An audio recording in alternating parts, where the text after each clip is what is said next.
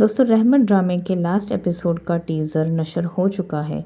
इसमें फाइनली जाकर सब कुछ ठीक हो जाता है क्योंकि इत्तेफाक से परिशे और अयान की बातें बारी सुन लेता है, जो शायद अयान को फ़ोन कर रहा था ये पूछने के लिए कि क्या वाकई परिशे ने कोई लोन लिया था। इसे पता चल जाता है कि परिशे और अयान के बीच जैसा वो सोच रहा था वैसा कुछ नहीं है। परिशे मुखलिस है और वो कभी भी अयान के चक्कर में नहीं थी।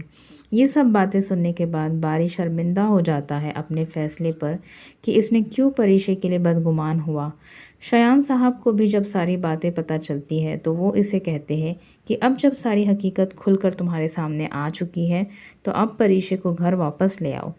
बारी भी शायद सुबह होने का इंतज़ार कर रहा है क्योंकि सारी सच्चाई जानने के बाद बारी शदीद रोने लगा था। उसे एहसास जुर्म होता है कि मैंने परिशे पर कैसे एतमाद नहीं किया। इसे इतना यकीन था मुझ पर और मैंने उसका भरोसा तोड़ दिया। वहीं दूसरी तरफ परिशे अयान के ऑफिस से घर जाती है। अयान ने जो कुछ भी इससे कहा वही सब बातें इसके दिमाग में चल रही होती हैं। उसे अयान की बात पर बिल्कुल यकीन नहीं आता। वो कोशिश करती है बारी को फ़ोन मिलाने की, लेकिन हिम्मत नहीं कर पाती। ऐसे में इसकी माँ इसके पास आती है। बारी का फ़ोन आया था, उससे पूछने लगती है। परिशे कहती है कि नहीं, फ़ोन तो नहीं आया, लेकिन बहुत जल्द तलाक के पेपर्स आ जाएंगे। ये सुनकर ज़ुबैदा इंतहाई परेशान हो जाती है। वहीं दूसरी तरफ रमशा को अभी अपने किए की सज़ा मिल गई है। अलीज़े को घर से निकालकर अपने भाई की दूसरी शादी करवाना चाह रही थी ना। इसके शौहर ने भी वही किया, दूसरी शादी कर दी। रोती पीटती अपनी माँ के पास आती है वो और माफ़ी मांगने लगती है। वैसे ज़ोहेब और अलीज़े की ड्रामा में मेन कैरेक्टर्स यहाँ पर नज़र आए। ज़ोहेब को बहुत पसंद किया है लोगों ने क्योंकि इसने हर हाल में अपनी बीवी पर भरोसा किया और ये जानने के बावजूद कि उसकी माँ और बहन भी गलत है, उनके साथ भी उसने अच्छा सलूक ही किया। वहीं दूसरी तरफ रुमाइज़ा बेगम बिल्कुल ही बदल चुकी है। उसका कैरेक्टर में कंप्लीट तब्दीली आ चुकी है। यहाँ पर अपने बेटे पर आजमाइश आने के बाद वो ज़ुबैदा के पास आकर हाथ जोड़कर माफ़ी मांगती है कि ज़ुबैदा, मैंने तुमसे बहुत कुछ गलत कहा है।